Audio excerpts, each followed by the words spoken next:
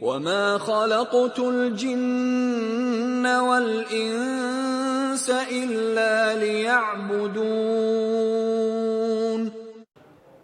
بسم الله. السلام عليكم ورحمة الله وبركاته.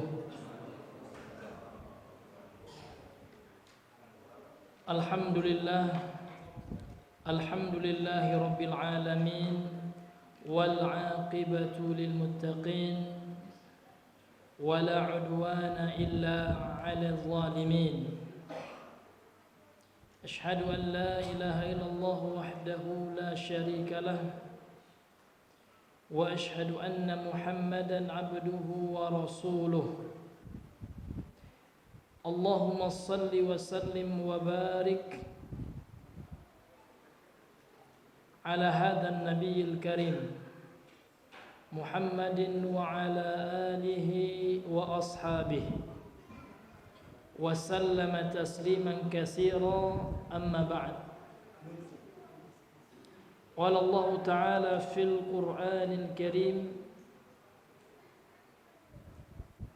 يا أيها الذين آمنوا اتقوا الله حق تقاته ولا تموتن إلا وأنتم مسلمون.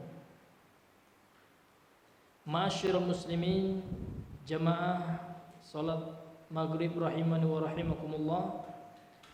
Kembali kita bersyukur kepada Allah Subhanahu wa taala karena pada malam hari ini Allah Subhanahu wa taala senantiasa mencurahkan kepada kita nikmatnya yang sangat banyak, karunia dari sisinya. Allah Subhanahu wa taala sampai detik ini masih memberikan kepada kita, terkhusus muslim di Indonesia ini, nikmat yang sangat besar. Di antaranya adalah nikmat al-aman, nikmatul amni, nikmat keamanan, yang mana kita masih tenang beribadah. Kemudian kita berdoa. Jangan pernah kita melupakan doa kepada ikhwanuna, saudara-saudara kita kaum mukminin yang lagi diberikan ujian oleh Allah berupa kejahatan-kejahatan dari Zionis min abna'il khanazir, ya, yang berasal dari Bani Babi, ya, orang-orang Yahudi Zionis, yang mana kita kaum muslimin harus merasa benci karena Allah Subhanahu wa taala. Dan mereka itu memang seperti itu. Dari semenjak Nabi sallallahu alaihi wasallam memang mereka suka mempropaganda. Rasul pun pernah perang, Pak. Dikenal dengan perang dengan diantaranya Bani Nadir. Jadi turun firman Allah surah Al-Hasyr. Jadi surah Al-Hasyr itu sampai Ibnu Abbas, sebagaimana dinukilkan oleh Imam Al-Hafiz Ibnu Katsir dalam tafsirnya, sampai surah Al-Hasyr itu diantara namanya adalah Suratul Nadir, ya. Surah An-Nadir, ya. Surat yang menceritakan sebab perangnya Rasulullah kaum muslimin dengan Yahudi Bani Nadir. Apa penyebabnya?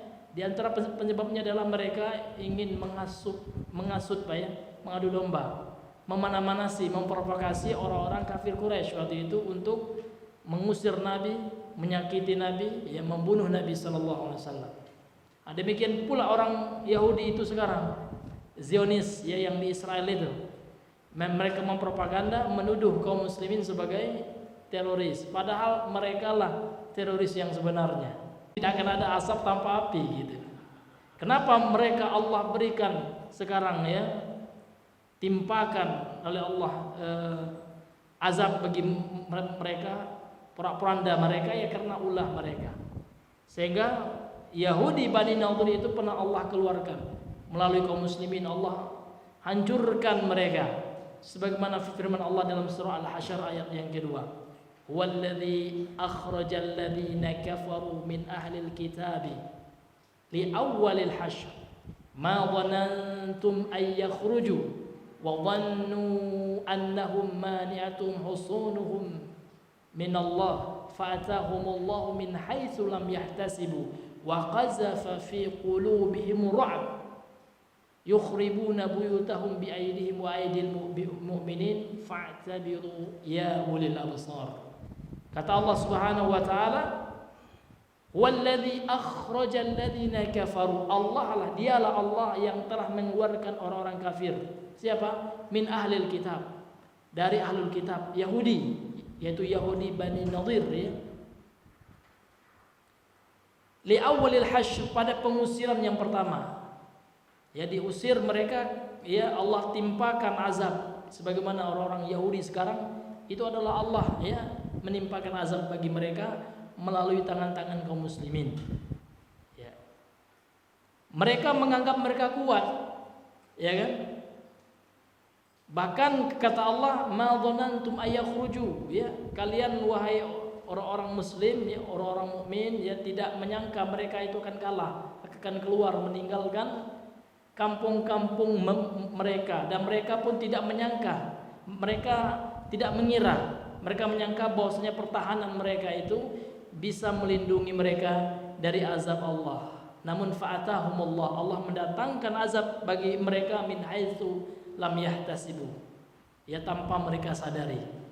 Wa qadzafa fi qulubihim ra'ba, dan Allah berikan, ya Allah timpakan pada hati mereka rasa takut sehingga mereka minta bantuan sama mereka. Ya, doakan ya. Jadi Pak, orang Islam nggak boleh. Syekhul Islam Muhammad bin Abdul Wahab menuliskan dalam 10 pembatal keislaman itu adalah apabila ada orang Islam ya ikut serta membantu orang kafir dalam memerangi orang Islam, itu termasuk pembatal keislaman. Ini nggak main-main Pak ya. Apalagi dia membantu orang kafir, senang dengan orang kafir yang memerangi orang Islam, walaupun orang Islam itu Pak sesat pemahamannya, ikhwani dia. Syekhul Islam Ibnu Taimiyah ya, beliau bergabung dengan orang-orang Asy'ari dalam memerangi bangsa Tatar. Jadi kalau menghadapi orang kafir ya, yang perbedaan mazhab manhaj itu kecil ya dibandingkan dengan keimanan, itu manhajnya Ahlus Sunnah wal Jamaah. Ya, jadi kita Pak melihat saudara kita digempur harus ada rasa ini kita ya, rasa sedih kita. Sebagaimana para ulama kita, saya baru baca ya Twitternya Syekh Ar-Ruhaili, Syekh Sulaiman Ar-Ruhaili, beliau ya kan dalam mendoakan sangat sedih sekali ya apa yang menimpa kaum muslimin orang Palestina. Demikian juga Raja Muhammad, ya Pangeran Muhammad bin Salman, beliau dengan tegas ya di halaman Twitternya memberikan sokongan ya dukungan kepada bangsa Palestina, bahwasanya mereka dijajah Pak, dijajah agamanya, dijajah negerinya, dicaplok, diambil. Masjid Aqsa itu masuk Palestina, itu masjid kita, itu mau diambil oleh orang-orang Zionis Yahudi. Jadi orang Zionis Yahudi itu Pak, mereka teroris, namun teriak teroris, playing victim Pak ya. Sebenarnya ya mereka itu ya yang mengorbankan orang. Palestina menjadi korban, namun seolah sekarang ya mereka menjadi korban. Maka jihad ke Palestina itu kalau pemerintah kita mengizinkan itu wajib. Jadi jangan ngebom-ngebom masjid gitu ya. Yang jihad itu ya ke Palestina itu syar'i gitu. Namun ada syaratnya ya Pak ya. Syaratnya apa? Tentu disetujui oleh pemerintah yang sah. Jadi Pak Jokowi bilang silakan mau daftar gitu ya, mau jihad membela kaum muslimin di Palestina ya dari kaum kufar harbi ya, orang kafir yang memerangi orang Islam ya, orang-orang Zionis Yahudi Israel ya, maka hukumnya wajib itu. Nah, namun kalau seandainya belum ada arahan dari pemerintah, maka Ahlussunnah wal Jamaah sabar dulu ya Pak ya, kita ya seperti itu. Ini hadirin yang dimuliakan oleh Allah. Karena kita harus peka terhadap kaum muslimin ya, karena tidak sempurna iman kita. Ya sampai kita mencintai mereka kaum muslimin sebagaimana kita mencintai diri kita sendiri. Ini luar biasa Pak. Kita alhamdulillah sekarang ya aman. Mereka lagi dibalas sekarang ya, dibombardir oleh orang Zionis itu. Ya, sudah berapa korban itu ya? Sudah sampai 1000 lebih ya. Korban yang berjatuhan, dan kita ya paling tidak kita mendoakan mereka, kita mendoakan kaum muslimin ya di Palestina itu, berikan kesabaran, berikan jalan keluar ya, Allah lindungi mereka gitu, dan supaya Allah menimpakan azabnya ya kepada kaum kufar ya, orang-orang Zionis Yahudi ya, di orang-orang Israel, la'anahumullah ya, semoga Allah melaknat mereka. Ini hadirin yang dimuliakan oleh Allah Subhanahu wa taala. Jadi sikap kita sebagai kaum muslimin jelas ya, kita ada prinsip wala wal bara. Kita harus wala ya, loyal terhadap kaum muslimin dan berlepas diri membenci orang-orang yang memerangi kaum muslimin. Jangan pula kita senang ya dengan Israel, na'udzubillahi min zalik. Senang pula dengan Amerika, na'udzubillahi min zalik. Yang mana mereka menuduh Islam ya teroris, padahal mereka yang teroris. Ya kan, Amerika itulah Hindu angkang ya. Iya. Teroris yang sebenarnya, the real teroris itu Amerika ya. Betapa banyak mereka membunuh ya. Orang Jepang dulu dibomnya Pak ya. Vietnam lagi. Kemudian membunuh, membantai orang-orang Irak ya. Ini hadirin yang dimuliakan oleh Allah, bagaimana ya perbuatan teroris mereka ya, yang mereka legalkan, kemudian orang lain membela diri dibilang teroris. Inilah hadirin yang dimuliakan Allah, makar-makar orang-orang kafir dari dulu sampai sekarang. Maka kita umat Islam perbanyak ya hubungan kita dengan Allah, perekat hubungan kita dengan Allah. Hanya Allah lah tempat kita mengadu, hanya Allah lah yang memberikan kepada kita bantuan ya. Baik, ya kita kembali melanjutkan pembahasan kita, pembacaan kitab Syarhu Al-Usul As-Salasah ya. Penjelasan dia daripada Al-Usul As-Salasah. Baik, ya pada pertemuan yang lalu kita sudah sampai ya pada pembahasan tentang ihsan ya kepada manusia dengan badan. Nah, sekarang masuk ya ihsan di dalam beribadah kepada Allah. Fadhal.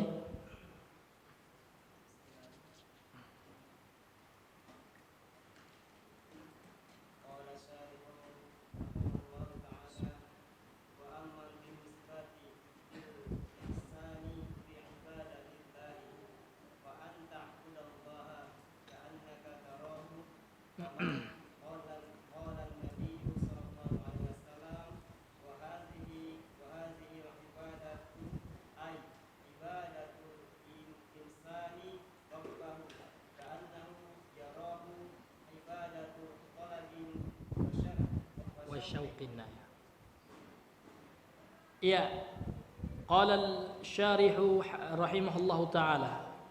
Berkata pensyarah, semoga Allah merahmatinya, Al-Imam Muhammad bin Shalih Al-Utsaimin rahimahullah. Wa amma bin nisbati lil ihsani fi ibadatillah. Dan adapun ya al-ihsan, berbuat baik dalam beribadah kepada Allah, maka kata beliau maksudnya adalah fa anta'budallaha ka'annaka tarahu. Jadi bagaimana Bapak Ibu kita berbuat ihsan, berbuat baik dalam menyembah Allah, dalam beribadah kepada Allah. Maka sesuai dengan hadis Jibril itu ya, hadis panjang riwayat Imam Bukhari Muslim dari Umar bin Khattab ya, yaitu anta'budallaha ka'annaka tarahu. Engkau beribadah kepada Allah, engkau menyembah Allah seolah-olah engkau melihatnya. Kama qala Nabi sallallahu alaihi wasallam, sebagaimana yang telah disabdakan oleh Nabi sallallahu alaihi wasallam dalam hadis, akan kita sebutkan nanti ya kalau sampai pada pembahasannya, disebutkan apa hadis nomor 2 dalam kitab Arba'in An-Nawawiyah. Hadis yang nomor 2 yang disebut juga dengan istilah hadis Jibril ya, hadis Jibril. Wa hazil ibadah, dan ibadah ini yaitu ibadatul insani rabbahu, yaitu ibadah seseorang atau seorang manusia beribadah kepada Tuhannya, atau seorang manusia menyembah kepada Tuhannya. Ka'annahu yarahu, seolah-olah dia sedang melihat Tuhannya tersebut, Allah Subhanahu wa ta'ala. Itulah cara ihsan dalam beribadah. Jadi kita sholat, Bu, bagaimana sholat kita itu dikatakan ihsan kepada Allah? Ketika sholat kita meyakini Allah melihat kita, Allah mendengar kita. Sehingga disebut di sini ibadatu talabin wa syauqin. Ini adalah ibadah yang menuntut kita ya untuk mendapatkan rahmat Allah. Talab itu artinya meminta, ya Pak ya. Ibadah yang dituntut gitu ya. Yang diharapkan seperti itu. Kemudian wa syauqin. Syauq itu rindu. Jadi orang yang beribadah seolah-olah dia melihat Allah, ya berarti ada kerinduannya kepada Allah. Dan ini harus ada Pak ya dalam kita beribadah. Kita beribadah kepada Allah supaya tidak jadi beban, tidak merasa itu sebuah beban, maka mestilah kita hadirkan rasa rindu kepada Allah. Sehingga ya di sini dikatakan yang dimaksud dengan ibadah talab wasyauq ya, ibadah ya yang seorang itu menuntut dia melakukan ibadah itu dia sendiri gitu ya. Kemudian karena rasa rindunya maka beliau mengatakan di sini wa ibadatu talabi wasyauqi yajidul insanu min nafsihi hasan 'alaiha. Ya, seorang manusia itu, seorang yang beribadah kepada Allah itu dia mendapatkan dari dirinya hasan ya, penyemangat gitu, motivasi dalam melakukan ibadah tersebut gitu. Fadhil.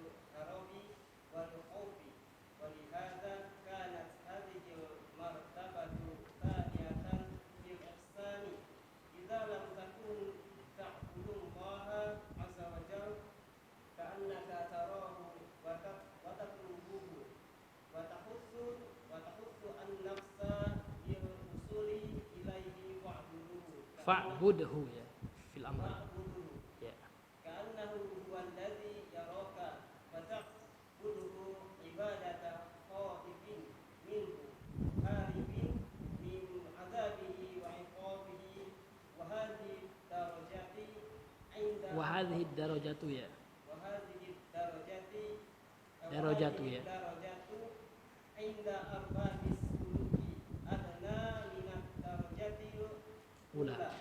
Iya.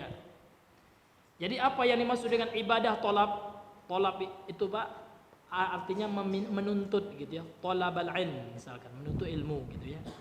Jadi ibadah tolab ya yakni orang beribadah kepada Allah, dia sendiri yang menuntut dirinya untuk ibadah, itu maksudnya Pak. Jadi seolah-olah tidak ada beban. Itu diakibatkan, disebabkan oleh ihsan dalam beribadah. Dia beribadah itu karena melihat Allah gitu ya. Dan nggak mungkin dia lihat Allah di dunia ya, seolah-olah Allah ya, dia melihat Allah, dan kalau dia nggak mampu maka dia yakin Allah melihatnya, kan gitu. Itulah yang dimaksud dengan ibadatul talabi wasyauq ya, syauq itu rindu.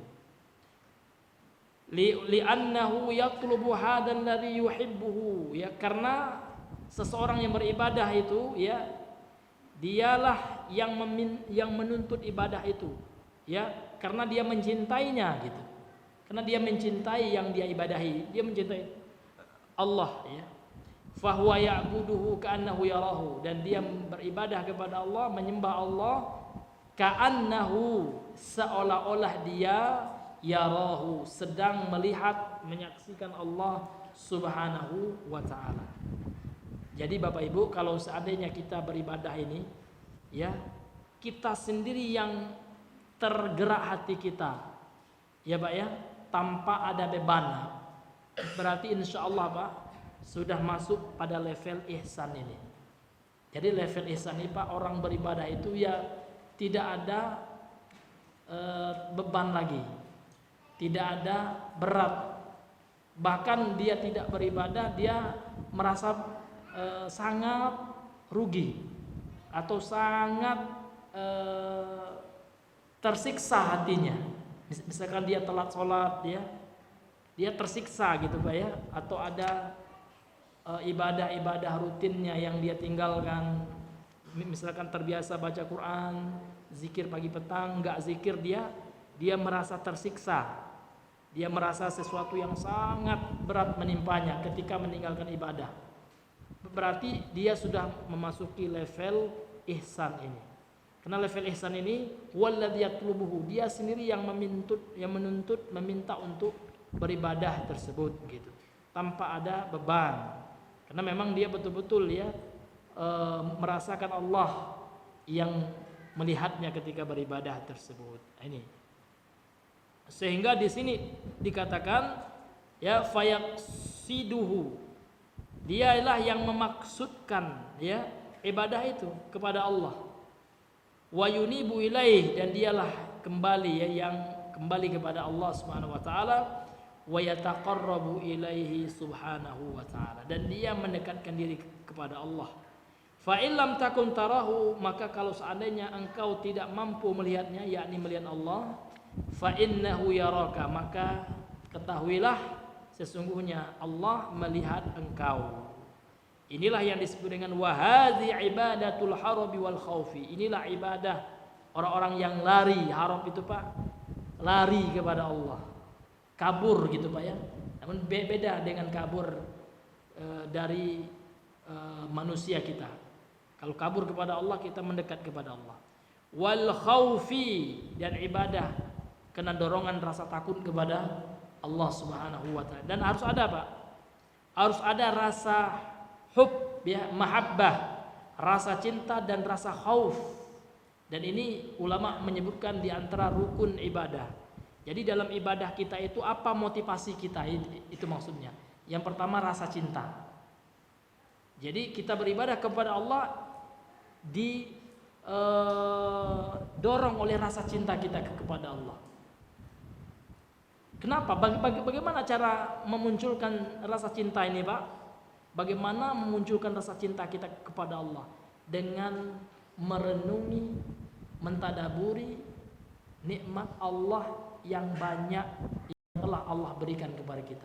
Nah, sehingga banyak Al-Quran Pak ya, yang memerintahkan kita untuk merenungi nikmat Allah yang telah banyak. Wa in ta'uddu ni'matallahi lan tuhsuha gitu. Banyak lagi. Wadhkuru ni'matallahi ya bani Israil, wadhkuru ni'matallahi 'alaikum. Banyak sekali Pak ya. Ayat-ayat dalam Al-Quran Allah menyuruh kita mengingat, merenungi nikmat yang Allah telah berikan kepada kita. Supaya apa Pak? Supaya kita ada rasa cinta kepada Allah.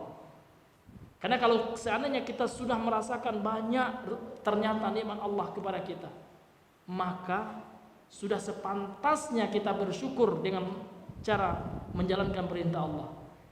Ya, Allah telah menjadikan kita manusia. Kenapa sholat aja kok nggak mau gitu Pak ya? Kenapa menjalankan menjauhi apa yang Allah haramkan kok nggak mau? Ya, padahal Allah menciptakan kita, nikmat Allah ciptakan itu, nikmat penciptaan sudah luar biasa. Allah yang beri kita rezeki di dunia ini. Allah berikan oksigen gratis, air Ini luar biasa Pak. Jangankan Allah Pak, orang saja kalau seandainya kita bersyukur, berterima kasih sama orang itu baik sama kita, Pak ya, perhatian Kalau kita lagi kesulitan dibantunya, kan? Kemudian dia tidak menyakiti kita, dia berbuat baik sama kita, tentu kita akan cinta sama orang tersebut, ya nggak Pak? Ini Allah lebih baik lagi kepada kita daripada seluruh manusia yang ada di dunia ini, ya kan? Orang tua kita kan manusia yang terbaik, ya Pak ya. Setelah Rasulullah itu orang tua kita, karena orang tua kita telah melahirkan kita. Ternyata orang tua kita ini siapa yang menyebabkan dia bisa melahirkan kita? Allah. Ternyata Allah lebih sayang kepada kita dari orang tua kita. Allah lebih cinta kepada kita dari siapapun dari golongan makhluk ciptaan Allah ini, manusia ini. Kenapa kita nggak cinta kepada Allah Subhanahu wa taala? Kenapa kita masih berat melaksanakan ya perintah sosok zat yang mencintai kita, kan seperti itu. Makanya rukun dari beribadah itu adalah cinta. Itu dorongan kita beribadah karena cinta kepada Allah. Kemudian yang kedua, ibadatul harabi wal khauf, kan itu istilah beliau. Kita beribadah kepada Allah karena rasa takut. Harus ada apa? Cinta kepada Allah, kemudian takut terhadap dahsyatnya, pedihnya azab Allah. Innallaha syadidul iqab. Sesungguhnya Allah itu sangat pedih, ya, azabnya Allah Subhanahu wa ta'ala. Azabun muhin, azab yang pedih. Sehingganya Allah itu diantara sifatnya itu adalah syadidul iqab, ya. Allah itu sangat keras, ya, siksaannya. Maka hendaknya kita takut kepada Allah. Makanya dalam Al-Quran banyak sekali, ya, Allah menyuruh kita takut kepadanya. Dan takutlah kepadaku, kata Allah, ya. Wala takhshawhum wakhshawni, gitu kan. Jangan engkau takut kepada mereka, jangan engkau takut kepada manusia, namun takutlah kepadaku, gitu. Namun banyak di antara kita, ya, lebih takut kepada manusia daripada kepada Allah. Banyak orang lebih takut sama bosnya daripada sama Allah. Buktinya apa? Disuruh bosnya maksiat, ikut juga. Kalau kerja di sini nggak boleh pakai jilbab, kan maksiat. Lebih takut kepada bosnya daripada kepada Allah. Makanya Allah mengatakan jangan takut sama mereka, jangan takut sama makhluk ini. Takutlah kepada Allah. Kalau orang sudah betul-betul takut sama Allah, Pak, barulah dia akan mencapai level ihsan itu. Ini hadirin yang dimuliakan. Kalau kita, ya, belum takut, ya, kita masih belajar takut sama Allah Subhanahu wa ta'ala. Mudah-mudahan, ya, Allah berikan kepada kita rasa takut, Pak. Ini penting sekali. Rasa takut kepada Allah Subhanahu wa ta'ala.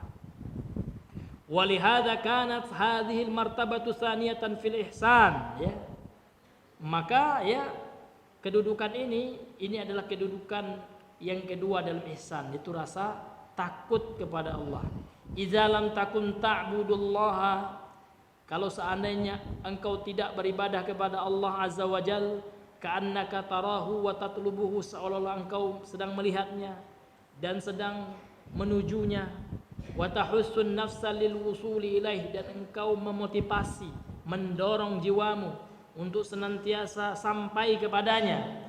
Fa'buduhu, maka kalau enggak bisa level yang pertama, ya kan, seolah-olah kita melihat Allah, seolah kita yang minta, ya kan, untuk sampai kepada Allah. Maka kalau enggak sampai level yang pertama ini, ya, maka sembahlah Allah, beribadahlah kepada Allah ka'annahu huwallazi yaraka, seolah-olah dia Allah itu dialah yang sedang melihatmu. Fata'buduhu, maka engkau beribadah kepada Allah ibadata khaifin minhu, ibadah orang yang takut, ya, darinya, dari azabnya. Harabin, ibadah orang yang kabur, ya, orang yang lari, min azabihi wa iqabihi, dari azab dan siksaannya. Wa hadhihi darajatu, tentu derajat yang kedua ini, inda arbabi suluki, ya, pada sisi orang-orang yang sedang menempuh jalan menuju Allah, adana, lebih rendah. Derajat level yang kedua ini, Pak, ya, lebih rendah minad darajatil ula, dari level yang pertama. Jadi ihsan itu ada dua level ternyata. Berdasarkan dari perkataan beliau ini, ada dua darajah. Darajah itu kedudukan, tingkatan, level lah kalau bahasa kita. Yang pertama, orang beribadah kepada Allah seolah-olah dia melihat Allah. Itu level yang paling tinggi itu. Dan seolah-olah dialah yang menghendaki ibadah itu, nggak ada beban, gitu, Pak, ya. Dia cinta kepada Allah, gitu. Nah, kemudian level yang rendah di bawah level ini adalah kalau nggak mampu seperti itu, maka seorang beribadah kepada Allah seolah-olah Allah sedang melihatnya, dan dia beribadah kepada Allah karena takut. Jadi cinta itu nomor satu rupanya. Beribadah kepada Allah karena dorongan cinta itu nomor satu. Kemudian nomor dua, beribadah kepada Allah karena takut, ya, terhadap azab Allah. Dan dua-duanya harus ada sebenarnya. Ya, dua-duanya harus ada. Fadhal ya.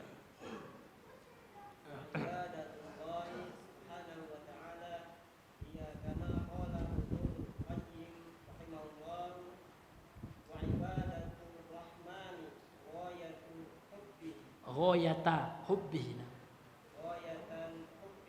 Ya. Ya. Ruknani ya.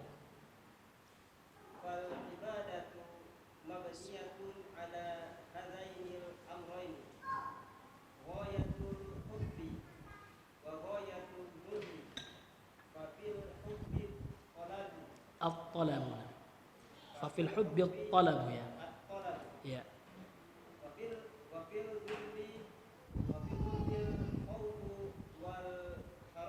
Ya.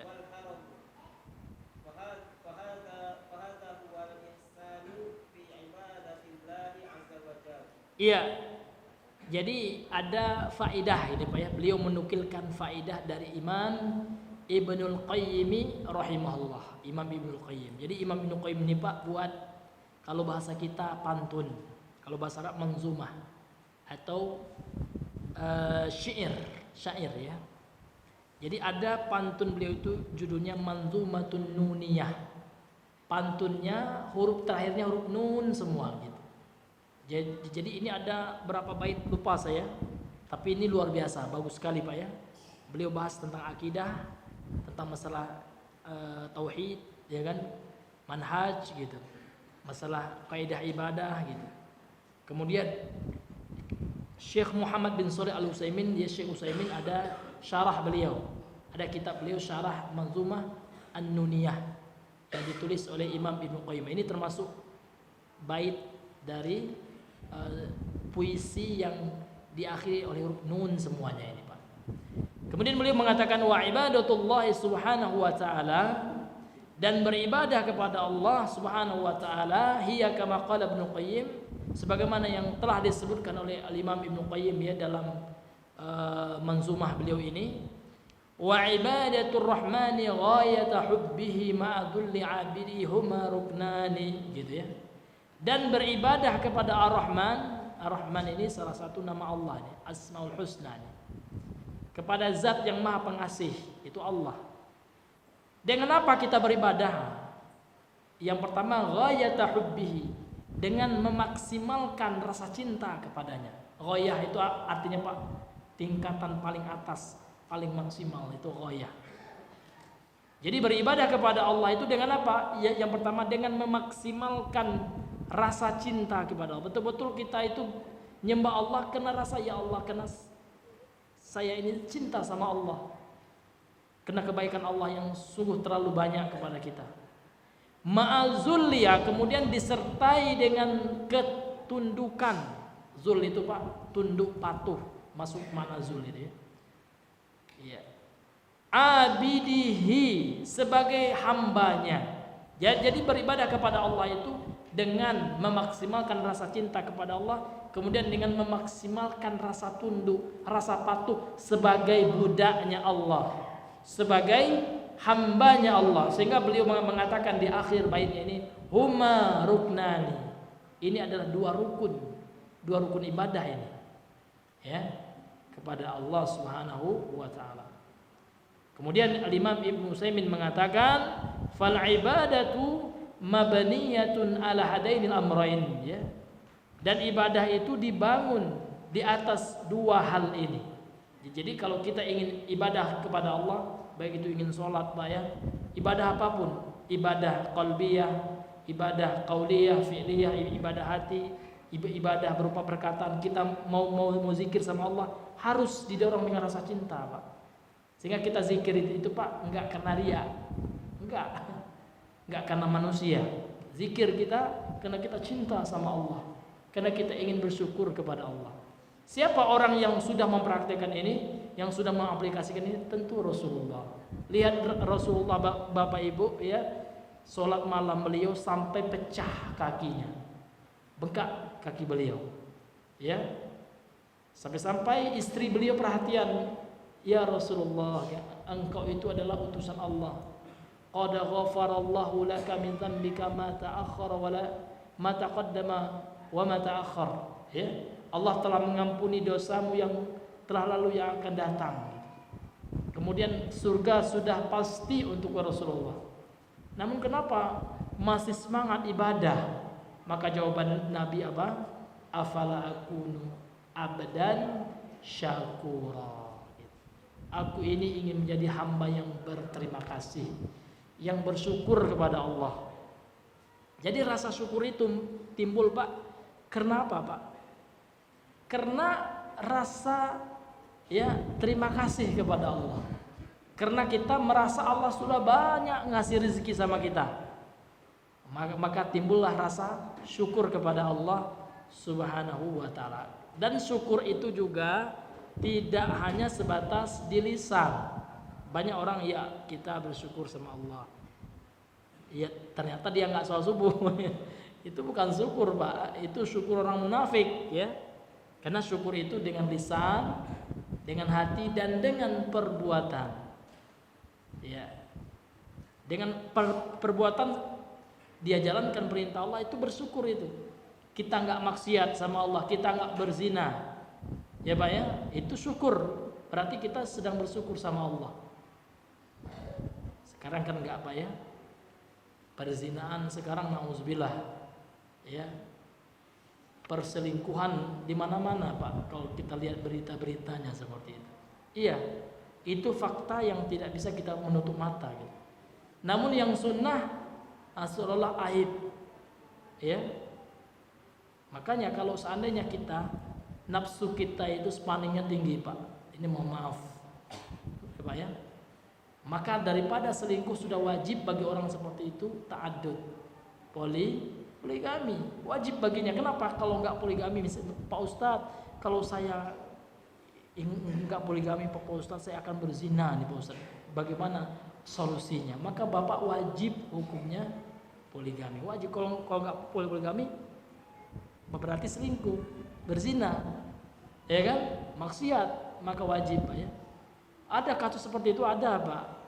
Ada teman kemarin itu, Pak, dia ketemu istrinya 1 kali 8 bulan gitu. Kenapa? Karena dia kerja di jauh, ya, kerja di luar negeri gitu, Pak ya. Iya. Jadi bagaimana solusinya? Sementara dia juga manusia biasa, punya syahwat, ya Pak ya. Iya, solusinya ta'addud gitu ya. Ta'addud, selamatkan diri kita daripada perzinahan yang Allah haramkan. Luar biasa, Pak, perzinahan. Betapa banyak sekarang, Pak, rumah-rumah kos ternyata wanita simpanan. Tanpa ada ijab kabul, tanpa pernikahan, mereka berhubungan layaknya sepasang suami istri. Zina, Allah murkai. Solusinya apa? Ya ta'addud, ya. Ini hadirin yang dimuliakan oleh Allah. Dan wajib bagi istri mendukung. Wanita muslimah harus mendukung itu, Pak. Ya, harus mendukung itu. Ini hadirin yang dimuliakan oleh Allah. Namun saya pernah lihat berita, Pak, dia nggak apa-apa suaminya selingkuh asalkan jangan nikah lagi. Itu nauzubillah. Itu istri nggak benar itu. Ya, istri yang menjerumuskan suaminya, ya, ke dalam nerakanya Allah. Kalau istri yang muslimah, istri yang salehah, ya kan, dia akan membantu agama suami, saling bantu membantu, Pak. Simbiosis mutualisme. Suami mengingatkan istrinya, mencari nafkah istrinya, dan istri pun membantu agama suami. Ya kan, kalau suami satu masih belum sanggup, dia masih terjerumus ke maksiat, bantu dia untuk nambah satu lagi. Itu syariatnya seperti itu. Nah, ini hadirin yang dimuliakan oleh Allah. Namun kalau suaminya itu kuat imannya, afwan, bukan masalah iman ini, Pak ya. Ini masalah syahwat. Mungkin kurang lemah syahwatnya, dalam masalah syahwat dia tidak terfina, ya cukup satu saja kan gitu kan. Tapi orang kan beda-beda, Pak. Ya kan, orang itu ada yang hyper, ya. Ada orang itu yang biasa-biasa saja, bahkan ada yang loyo kan gitu. Kalau yang seperti itu ya cukup satu aja, Pak. Ntar dua menzolimi istri, ya kan? Ya kan? Nah, ini hadirin yang dimuliakan. Jadi tergantung dengan keadaan. Maka fatwa itu, Pak, tergantung keadaan orang itu. Sehingga Rasul terkadang, Pak, beda-beda jawabannya. Satu sahabat bertanya dengan pertanyaan yang sama, jawabannya beda karena melihat kondisinya. Maka seseorang itu lebih tahu tentang kondisinya. Namun sekarang Pak luar biasa, fitnah sekarang ini sangat luar biasa.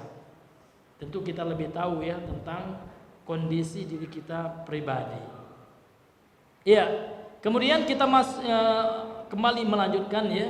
Jadi ibadah itu dibangun atas dua hal. Yang pertama adalah ghayatul hub, maksimal dalam mencintai Allah. Ya, ghayah itu kan kalau secara detail diterjemahkan puncak, gitu ya. Jadi kita mencinta Allah itu di level yang paling tinggi. Kemudian wa ghayatul dzul, kita beribadah kepada Allah di puncak maksimal dalam menundukkan hati kita kepada Allah. Jadi memang seperti itu orang yang beriman itu, apabila Allah perintahkan suatu hal, maka dia memang betul-betul tunduk ya, taat, sami'na wa ata'na, tunduk betul hatinya Pak. Kalaulah Allah yang memerintahkan, benar Allah yang memerintahkan ini, maka tidak ada pilihan baginya. Ini membuktikan keimanannya kepada Allah dan Rasulnya. Kalau Rasul sudah memerintahkan, karena perintah Rasul itu sepaket Pak ya. Kalau Nabi memerintah berarti itu sudah dari Allah kan gitu. Karena Nabi itu Rasul, Rasul itu artinya utusan Pak. Jubir lah gitu ya kalau bahasa kita ya. Juru bicaranya Allah. Karena yang disampaikan oleh Rasul itulah firman Allah. Jadi kalau Rasul sudah memerintahkan, Nabi Muhammad SAW sudah memerintahkan suatu hal ya, maka orang itu betul-betul memaksimalkan rasa tunduknya kepada perintah Rasul itu. Jangan tanya lagi itu benar nggak gitu kan? Nah, jangan ya, itu sifat orang yang beriman ya kepada Allah dan Rasulnya.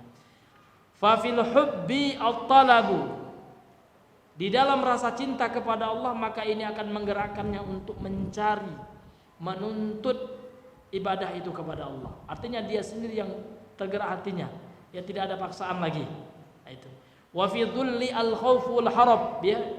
Kemudian di dalam ketundukan, kalau dalam cinta orang itu akan bergerak mencari ibadah itu, beribadah kepada Allah. Kemudian di dalam rasa tunduk itu maka ada rasa takut dan lari mendekat kepada Allah Subhanahu wa taala. Fa hadza wal ihsanu fi ibadatillah azza wajalla. Dan inilah yang disebut dengan ihsan di dalam beribadah kepada Allah azza wajalla. Ya, fadhlan.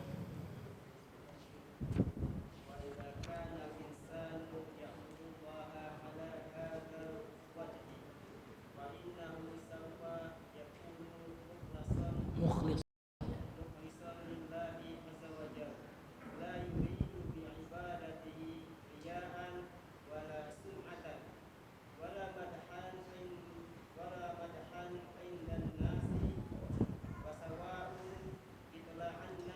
اطلع الناس عليه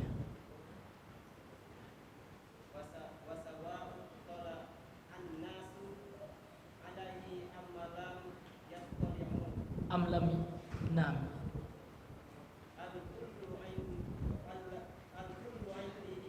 عنده ya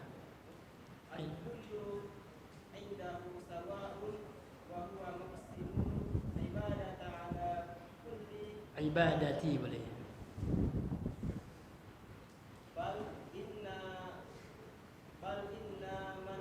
min inna min tamamil ikhlasina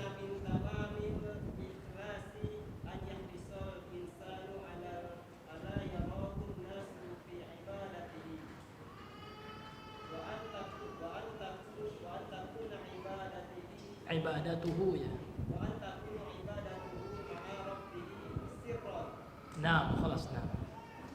Kemudian beliau melanjutkan, Syekh Muhammad bin Utsaimin berkata, wa idza kana al-insanu ya'budullaha 'ala hadzal wajhi fa innahu sawfa yakunu mukhlishan lillahi 'azza wa jalla.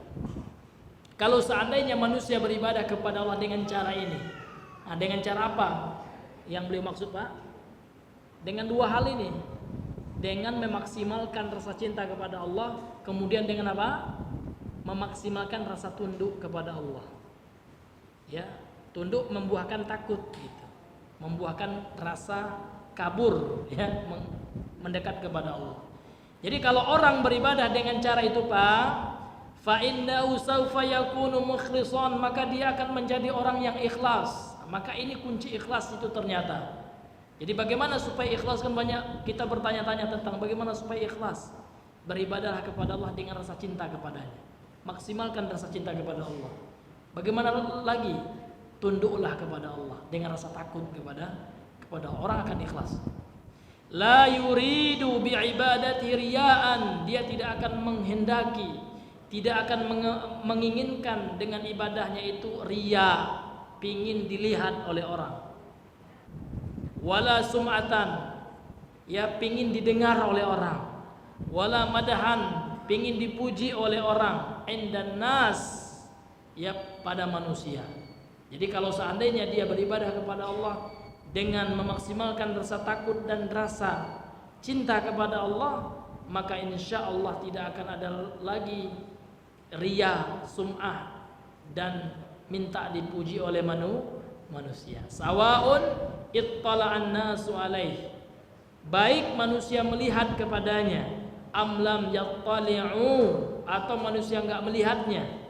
Al-kullu indahu sawa, semua manusia itu sama saja. Mau ada manusia dia tetap beribadah, enggak ada orang dia tetap beribadah. Itu yang ikhlas itu Pak ya. Jadi ikhlas itu beribadah karena Allah. Ada orang beribadah takut dibilang riya, itu enggak ikhlas juga Pak. Ya. Ada pula orang ya, kok enggak sholat Pak? Oh nanti dibilang riya. Berarti riya itu. Karena masih ada unsur manusianya. Nah, jadi kita beribadah itu ya kita enggak namanya itu Pak, enggak mikir orang itu. Kalau bahasa kita, orang senang atau enggak senang, kita enggak mikir itu. Ya kan? Mau orang datang, enggak datang, mau sedikit banyak orangnya enggak peduli, ya kan? Yang penting kita menyampaikannya karena Allah. Karena ibadah itu Pak enggak hanya sholat, puasa, zakat ya. Kita belajar pun ya menyampaikan dakwah itu ibadah juga Pak. Maka ibadah yang ikhlas itu, dakwah yang ikhlas itu Pak, enggak lihat banyaknya orang gitu. Tapi kalau seandainya orangnya banyak baru dia semangat, berarti ada kekurangan rasa ikhlas. Begitu juga yang hadir Pak. Banyak enggak yang hadir? Iya, datang dia. Itu kurang juga ikhlasnya itu. Karena masih ada unsur manusianya. Ya. Kemudian lihat orangnya Pak ya. Kalau orangnya si A, datang dia, padahal alasannya bukan karena manhaj. Tapi kalau manhaj enggak apa-apa, karena dituntut. Kenapa enggak hadir? Manhajnya kacau. Boleh enggak hadir? Ya baik, kenapa? Menyelamatkan agama. Tapi kalau orang itu manhajnya enggak ada masalah, enggak hadir juga dia, karena enggak senang aja gitu ya, tanpa ada alasan agama, alasan yang dibenarkan secara syar'i, ini juga ya karena dasar kurangnya ikhlas juga itu ya. Maka hadirin yang dimuliakan oleh Allah, mudah-mudahan ya kita semua diberikan keikhlasan oleh Allah. Amin, amin ya rabbal alamin. Karena mengingat waktu, mungkin kita cukupkan di sini dulu pembahasan kita pada malam hari ini. Subhanakallahumma bihamdika asyhadu an la ilaha illa anta astaghfiruka wa atubu ilaik. Assalamualaikum warahmatullahi wabarakatuh.